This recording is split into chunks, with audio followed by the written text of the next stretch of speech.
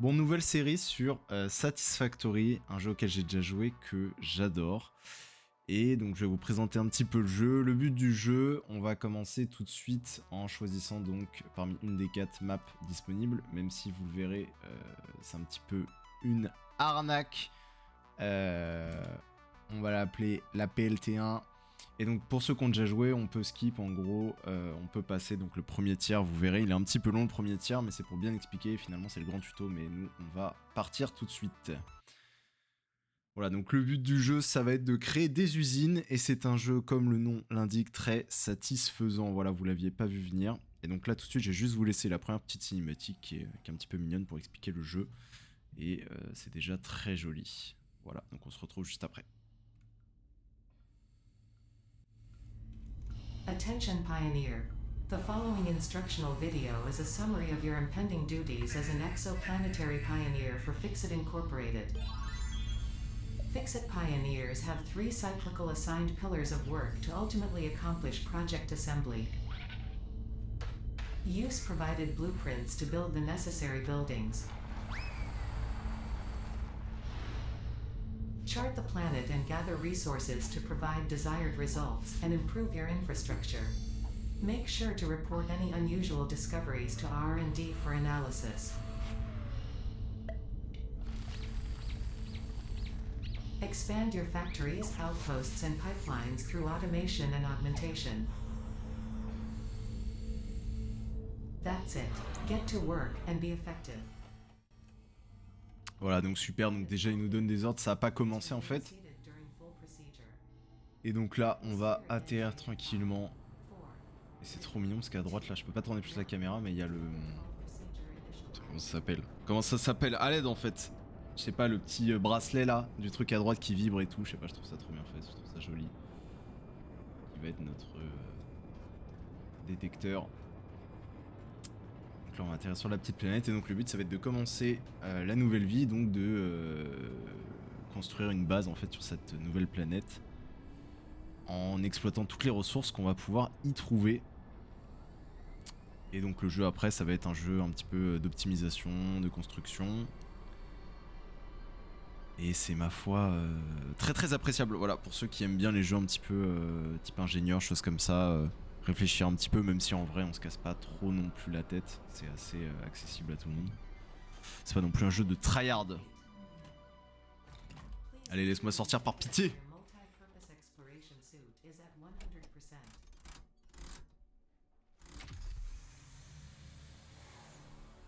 Remember, efficiency first. Godspeed.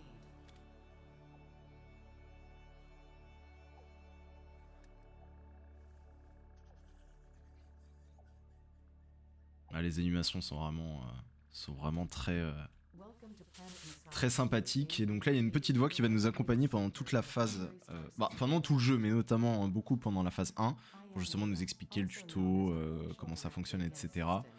Donc je pense que de temps en temps, je vous laisserai écouter, mais sinon, j'expliquerai plutôt ce qu'elle raconte. Et donc là, en gros, elle nous dit qu'il va falloir peupler, en tout cas construire sur la planète et extraire tout ce qu'il faut de la planète. Welcome to onboarding.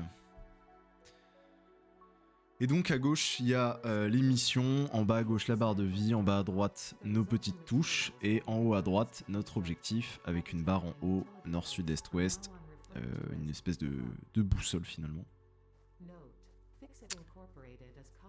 Et donc la map est quand même très... Le jeu est très joli hein, en vrai. Enfin moi j'apprécie beaucoup l'univers graphique qu'ils ont fait. Et donc là, il me propose de désassembler la petite fusée avec laquelle on est arrivé pour pouvoir construire ce qu'on appellera après le hub. Voilà.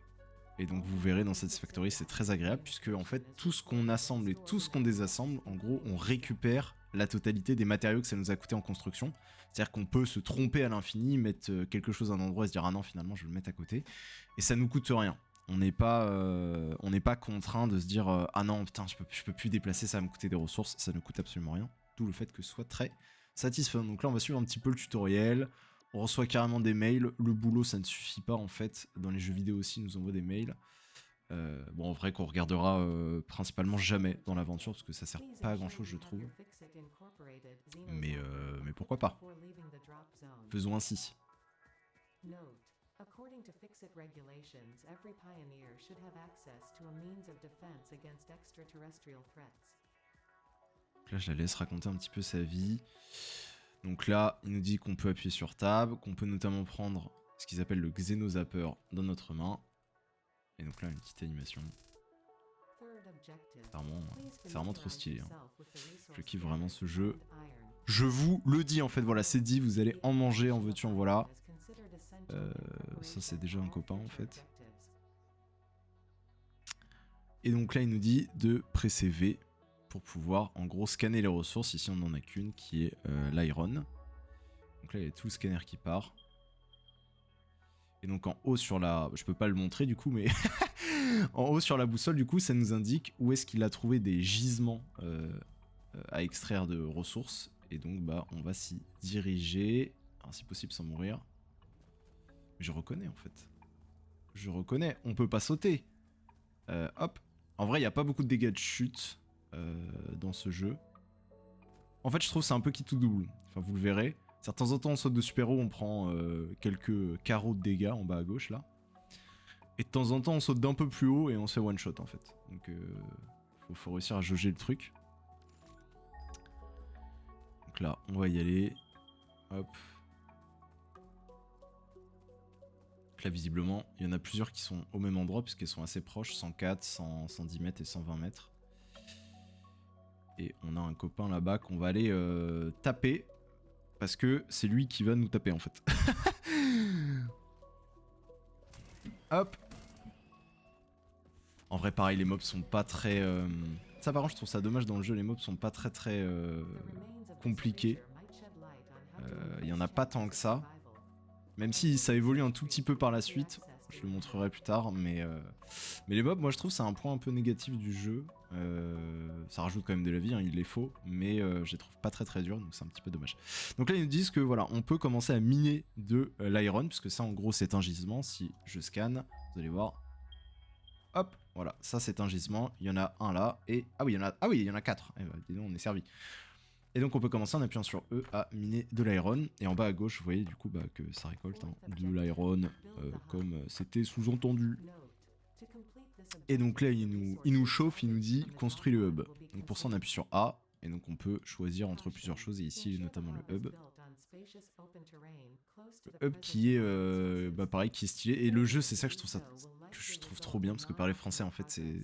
Voilà, c'est pas obligatoire visiblement, mais c'est ça que je trouve vraiment bien dans le jeu, c'est que tous les bâtiments sont gigantesques, vraiment jolis, et je trouve ça trop stylé, voilà. On va mettre ça comme ça, de toute façon ça change pas la face du monde honnêtement. Ah oui, il l'a mis sur des petits trucs, hein, c'est chiant. Et là vous voyez que ça a pas tout construit, parce qu'on s'est fait berner, voilà.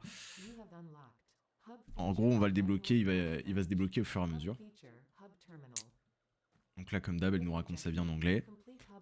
Et donc quand on va ici, on peut interagir avec le hub, et en fait ici on va pouvoir débloquer énormément de ce qu'ils appellent de phases. Et en fait dans chaque phase on va débloquer du coup des nouvelles choses. Parce que là actuellement on a un petit peu accès à rien, voilà disons les termes. Et donc là on va pouvoir débloquer notamment un établi, un petit mineur portable et des slots d'inventaire. Et ça nous coûte cette ressource qui est des Iron Rods. En gros j'ai sélectionné l'upgrade que je veux faire, et donc là il me dit que maintenant il faut que je fasse 10 Iron Rod, et donc pour ça j'ai un petit établi qui est ici, et donc on peut commencer à crafter des choses. En gros, on prend de l'iron ore, donc en gros la ressource de l'iron, qu'on peut transformer en iron ingot, donc en lingot d'iron, voilà, un anglais magnifique. Et donc après on peut choisir en transformant du coup ces iron ingots en 2 plaques, ça nous coûte 3 pour faire 2 plaques, ou sinon ici ça nous coûte un seul iron ingot pour faire un petit iron rod. Et donc nous ici, c'est ce qu'on a ici comme info à droite, on veut faire du coup notre hub niveau 1, et donc ça va nous coûter 10 iron rod. Et donc le but du jeu ça va être de tout optimiser. Donc là pareil le hub il a un petit peu grandi comme je vous ai dit, à chaque amélioration il va un petit peu grandir, on va avoir des structures en plus, on va débloquer un petit storage. Et donc, on a débloqué notamment par exemple cette chose-là, que je vous expliquerai après. La madame raconte encore sa vie. Et donc on va déjà préloquer, c'est-à-dire ce qu'on va souhaiter faire, c'est-à-dire débloquer ici le hub upgrade 2. Et donc en gros ça va nous débloquer tout ça, je vous expliquerai juste après, notamment ça qui est intéressant, qui permet de cuire les choses. Ah, je peux pas cliquer parce qu'il y a le... parce qu'il y avait le texte, voilà. Donc pour le moment, pour débloquer le tier 2, il nous faut 20 iron rod et 10 plaques. Et donc pour ça, il nous faut de l'iron ingot, qui s'obtient avec de l'iron tout court. Donc là, on est parti. Et donc là, on va pouvoir commencer à automatiser, même si c'est un maigre mot pour ce jeu, le début, en construisant notamment un mineur portable, chose qu'on a débloqué. Je vais vous montrer à quoi ça ressemble. Mais pour construire le mineur portable, en fait, on n'y a pas accès ici, c'est dans l'établi d'équipement. Regarde, même l'établi est trop stylé, hein, c'est incroyable, hein, vraiment. Ce jeu, à chaque fois, je kiffe de ouf, avec un petit bras robotique, un petit établi. Franchement, le détail y est, quoi. Et donc ici, on peut construire donc soit le Xenozapper, donc ce qu'on avait dans la main pour taper les ennemis, soit du coup un mineur portable. Et donc ça nous coûte 2 iron plate et 4 iron rod. Et donc pour ça, bah, vu que j'en ai pas assez, il va falloir que je mine sur le gisement moi-même en pressant E pour obtenir des ressources. Et donc vous voyez juste à droite, il y a marqué sur press E to start mining, il y a marqué entre parenthèses pur, puisque chaque gisement a une qualité différente. Il y en a qui sont purs, impurs et normal, si je me trompe pas. Et donc du coup, quand on mine, ils vont rapporter plus ou moins de ressources à la minute. Voilà, en fonction de leur pureté bien sûr. Et donc pour faire du coup le petit mineur portable, voilà, il me fallait ça comme ressource, je peux le crafter ici. Et donc là, je vais pouvoir en gros, ça va être la première automatisation, mettre le mineur portable dans ma main, qui ressemble à une grosse valise. Je vais pouvoir le lâcher avec un clic gauche, et il va se déployer. Et là, l'animation est trop stylée.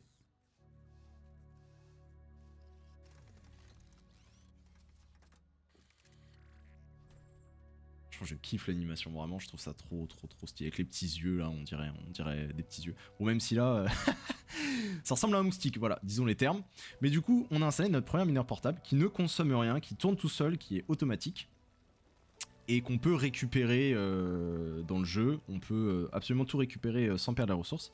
Et donc, quand on va cliquer à l'intérieur pour l'ouvrir, on voit qu'en fait, il mine automatiquement. Et donc ici, j'ai les ressources que je peux récupérer, soit en les glissant directement, soit en faisant un grab haul. Et donc il va miner 80 iron par minute. Et vous verrez qu'après, bien évidemment, on peut faire des choses réellement optimisées. Là, c'est le début de l'optimisation. Donc là, je vais pouvoir transformer du coup mes iron en iron ingot. Et ensuite faire du coup ce qui m'est demandé pour l'upgrade tier 2. Du coup, c'est-à-dire 10 planches et 20 iron rod. Donc là, on y va. Au début, ça prend un petit peu de temps. Vous allez voir, le jeu voilà, démarre tranquillement. Et à la fin, je trouve ça vraiment intéressant. On peut tout optimiser dans tous les sens. Vous verrez, il y a des tapis qui transportent les ressources, qui rendent le jeu vraiment très joli. C'est vraiment sympathique. Donc là, on va juste faire ce qu'il faut. Donc il nous en faut 20. Sachant que comme vous le voyez, les chiffres qui sont à gauche, en fait, ça nous prédit ce qui est capable de faire avec nos ressources actuelles dans l'inventaire. C'est-à-dire qu'ici, il y a un 20. Ça veut dire que si je maintiens, j'ai actuellement assez de ressources pour pouvoir faire 20 iron rod. En tout cas sur un craft. C'est-à-dire qu'en soi, je pourrais en avoir plus, mais il faudrait que je transforme mon iron ingot en iron... non, pardon, mon iron ore en iron ingot, et ensuite ça me redonnera de nouveau des iron rod. Donc là, on y va, on va pouvoir tout mettre. On peut double-cliquer pour les mettre directement. On upgrade. Bam! Alors, ça rigole plus, là. Et donc là, voilà, on a découvert... on a une petite bâtisse. La dame va encore nous parler. Et donc justement, il nous dit qu'on a débloqué cette chose-là qui est un biomass burner. Génial.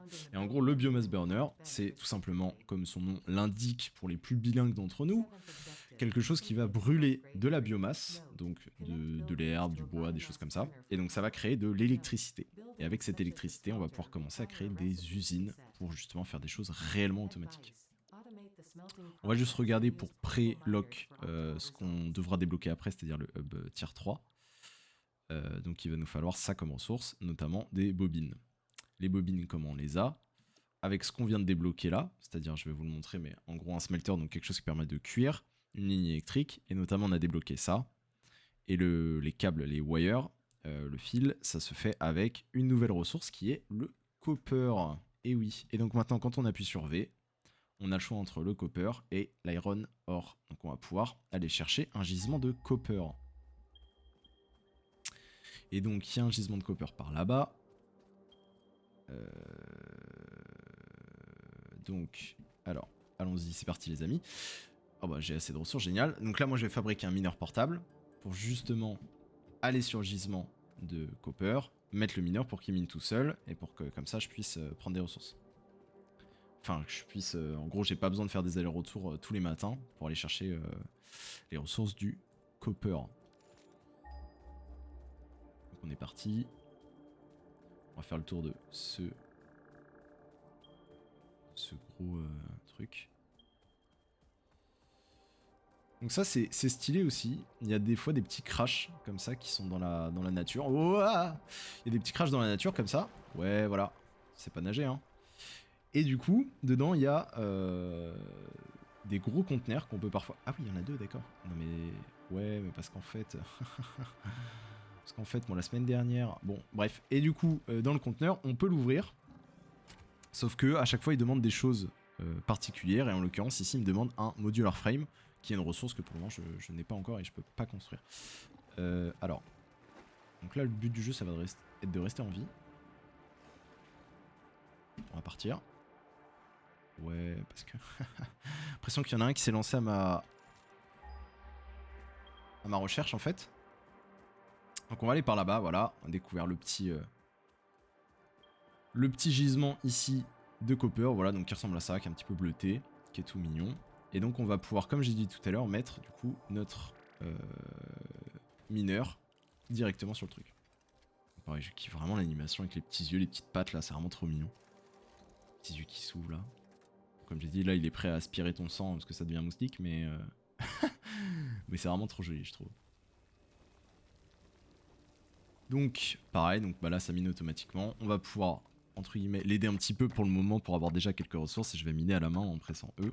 Et donc ça en gros c'est juste un bout du gisement au début qu'il faudra forcément casser à la main pour après pouvoir avoir accès, vous verrez quand il faudra automatiser au gisement de manière clean. Donc là pareil c'est un gisement pur donc on a de la chance.